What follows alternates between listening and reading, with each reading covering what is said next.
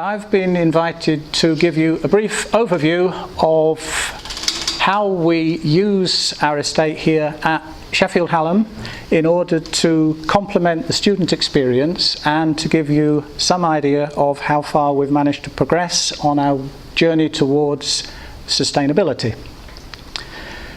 A few key statistics on the university itself. We are currently listed as the 4th largest university in the UK, and for those who are terribly disturbed by lists that don't actually start at the top, the leaders are the Open University, the University of London and Manchester. So with nearly 35,000 students, we really are a large concern. Our turnover is around about 250 million, and we spend around £3.5 million a year on energy and water. And given the recent surges in energy prices, I think we've done quite well to manage to keep our expenditure to just under 1.5% of our budget. We've got 66 buildings and 180,000 square metres at the moment on the estate. The indicators, the progress that we've actually made over a 20-year period, the challenges have changed, but we've had to respond to various initiatives such as drought, floods, introduction of carbon legislation, and greater accountability from our student customers. So one of the things that I'm proudest of is our efforts in reducing water consumption. We've managed to reduce consumption each year by over 100,000 cubic metres. Now that's enough to fill the competition pool down at Ponds Forge by 30 times each year, and the £250,000 a year that that's saved has enabled us to actually feed that money back into activities that benefit the teaching.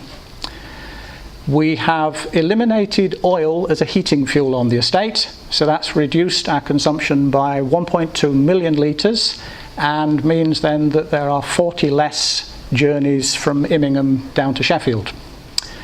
A little over half the estate is now heated by the District Energy Network, whose white chimney you will see on the parkway as you come into the city, and they will maintain that the air that goes up that chimney is cleaner than what they suck in.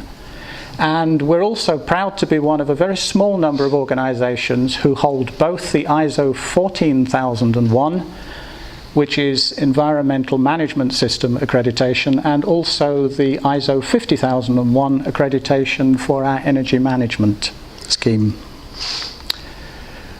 We do attempt to use the estate as a learning resource and sharing experience, even when we're not quite so proud of it. And if you can spot the deliberate mistake on here, we have solar panels which in autumn are actually shadowed, and therefore, not generating as much power as we might actually want. But rather than just try and suppress that, there's also 400 of our students who are also aware of the need to consider a third dimension when you look at your designs. We've also been able to use different perspectives. We chartered a helicopter to take aerial views of the estate so that we could look for opportunities to improve thermal insulation. It's also been able to be used in awareness raising campaigns, showing people the invisible losses. And when we use a picture like this on our staff campaigns, we'll have people, well, where's my building? So it is actually working as a mechanism to raise awareness, but also I found myself challenged when I put this up, saying, did the university miss a trick when it refurbished this particular building?